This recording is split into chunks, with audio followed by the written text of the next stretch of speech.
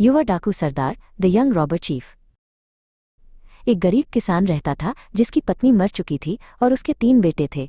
जब वे बड़े हुए तो उसने दुख से कहा, तुम्हें देने के लिए मेरे पास कोई पैसा नहीं है। मेरे बेटों, दुनिया में जाओ और अपना भाग्य खोजो और ईश्वर तुम्हारे साथ रहे।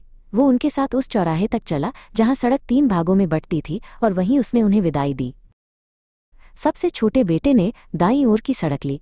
वो दिन भर चलता रहा और शाम तक एक अंधेरे जंगल में प्रवेश कर गया। एक भयानक तूफान उठा जिसकी गड़गड़ाहट पेड़ों के बीच गूंज रही थी। पास में एक रोशनी चमकती देखकर वो उस ओर गया और उसे एक छोटी सी झोपड़ी मिली। झोपड़ी के अंदर एक जलती हुई आग के सामने एक बूढ़ी महिला खड़ी थी। मैं इस तूफान से आश्रय चाहता हूँ, युवक ने कहा। क्या मैं रात भर रुक सकता हूँ?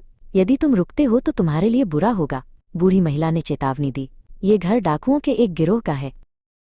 ओह, इससे कोई फर्क नहीं पड़ता, युवक ने जवाब दिया। अगर बस यही बात है तो मैं रुकूंगा। जल्द ही उन्होंने डाकुओं को लौटते हुए सुना। जब वे खाना खा रहे थे तो बूढ़ी महिला ने उन्हें बताया कि वो युवक कैसे आश्रय के लिए आया था। क्या उसके पास कोई पैसा है? एक ने पूछा। नहीं, उसने कहा, वो एक गरीब किसान का बेटा है। हमें उसके साथ क्या करना चाहिए? दूसरे ने पूछा। क्या हमें उसे जाने देना चाहिए अब जब वो हमारा ठिकाना जानता है? उसी क्षण वो युवक अंदर आया। क्या आपको एक नौकर चाहिए? उसने पूछा। मेरा नाम हंस है और अगर आप मुझे रहने दे तो मैं कड़ी मेहनत करूंगा। डाकू सरदार ने उसे ऊपर से नीचे तक देखा और कहा, ठीक है, तो तुम रुको। लेकिन पहले सरदार ने कहा, साबित करो कि तुम हमारे पेशे को स्वीकार करते हो। 3 बैलों वाला एक किसान भोर में बाजार जाता है। उसे नुकसान पहुंचाए बिना एक बैल चुराओ। भोर में हंस ने बूढ़ी महिला से सोने के बकल वाला एक जूता लिया और उसे सड़क के किनारे रख दिया। वो छिप गया और किसान के अपने बैल को लेकर आने का इंतजार करने लगा। किसान रुका। कितना बढ़िया जूता, काश 2 होते। उसने अपना सिर हिलाया और आगे बढ़ गया। हंस ने जूता उठाया, पेड़ों के बीच से दौड़ा और उसे सड़क पर थोड़ा और आगे रख दिया। जब किसान ने उसे देखा तो वो चिल्लाया, ये रहा दूसरा जूता, और पहले वाले के लिए वापस गया, केवल ये जानने के लिए कि जूता और बैल दोनों गायब हो चुके थे।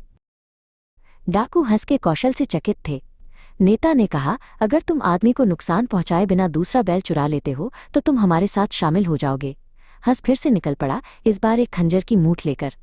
वो सड़क के किनारे लेट गया, मरने का नाटक कर रहा था। खंजर उसके कोट में दिखाई दे रहा था। जब किसान गुजरा तो उसने आह भरी, बेचारा, लुटेरों द्वारा मार दिया गया। हंस पेड़ों के बीच से आगे कूदा और थोड़ी दूर पर फिर से लेट गया। एक और, किसान चिल्लाया। तीसरी बार हंस ने ऐसा ही किया। भ्रमित किसान ने पीछे देखने के लिए अपना बैल एक पेड़ से बांधा और हंस उसे चुरा कर ले गया। डाकू दंग रह गए।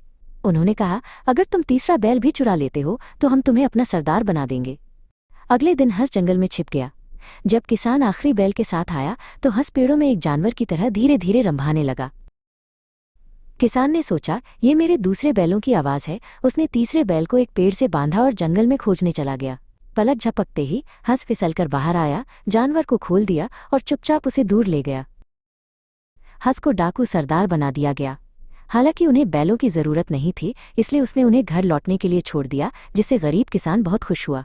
अगले दिन जब डाकू बाहर गए तो हंस ने ये कहकर पीछे रहने का फैसला किया कि वो थक गया है। फिर उसने अच्छे कपड़े पहने और अपने पिता से मिलने गया। उसने कहा, अब जब मैं डाकू सरदार हूँ तो हमारे पड़ोसी न्यायाधीश के पास जाओ और उन्हें बताओ कि मैं उनकी बेटी से शादी करना चाहता हूँ। बहुत संकोच के साथ वो बूढ़ा आदमी गया। न्यायाधीश जोर से हंसे। अगर ये डाकू सरदार कल मेरे ओवन से मांस का जोड़ चुरा सकता है तो वो उससे शादी कर सकता है। अगले दिन हंस ने एक भिखारी का भेष बनाया और 3 खरगोशों वाली एक बोरी लेकर न्यायाधीश के घर गया। वो बाहर खड़ा होकर भिक्षा मांगने लगा। हर कोई रसोई में मांस की रखवाली कर रहा था, लेकिन रसोई के लड़के ने खिड़की से उस पर कुछ सिक्के उछाले। हंस बगीचे की दीवार के पीछे छिप गया और एक खरगोश को आंगन में छोड़ दिया। सभी ने खरगोश को देखा और न्यायाधीश, जो खरगोश का मांस पसंद करते थे, चिल्लाए, काश हम इसे पकड़ पाते। हंस ने इंतजार किया, फिर एक और खरगोश को भगाया। रसोई के अंदर उत्साह बढ़ गया। जब उसने तीसरे खरगोश को छोड़ा तो कोई भी विरोध नहीं कर सका। सभी उसके पीछे दरवाजे से बाहर भागे। चुपचाप हंस रसोई में घुस गया और ओवन से मांस का जोड़ चुरा लिया। जब घर के लोग हाँफते हुए लौटे तो मांस गायब था। न्यायाधीश, अपने वादे से बंधे, ने हंस को अपनी बेटी से शादी करने की अनुमति दी, लेकिन उन्होंने हंस से कसम दिलाई कि वो फिर कभी डाकू की तरह नहीं जिएगा। हंस ने मुस्कुराते हुए कहा, मैं केवल मनोरंजन के लिए डाकू बना था, अब मैं खुशी खुशी ईमानदारी से जीऊंगा। उसने अपना वादा निभाया। डाकू किंवदंतियों में गायब हो गए और हंस ने अपने पिता के साथ कड़ी मेहनत की। वो और उसकी पत्नी कई वर्षों तक शांति से रहे। इस प्रकार उस गरीब किसान के सबसे छोटे बेटे ने अपनी बुद्धिमत्ता और साहस के माध्यम से प्रेम और ज्ञान दोनों को पाया। जो लोग कभी उससे डरते थे वे अब उसे समझदार और दयालु व्यक्ति के रूप में सम्मान देने लगे, और इस तरह युवा डाकू सरदार की कहानी समाप्त हुई।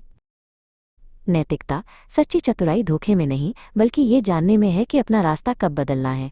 ज्ञान और ईमानदारी स्थायी शांति लाते हैं, जबकि लालच और चालें जंगल में छाया की तरह फीकी पड़ जाती हैं।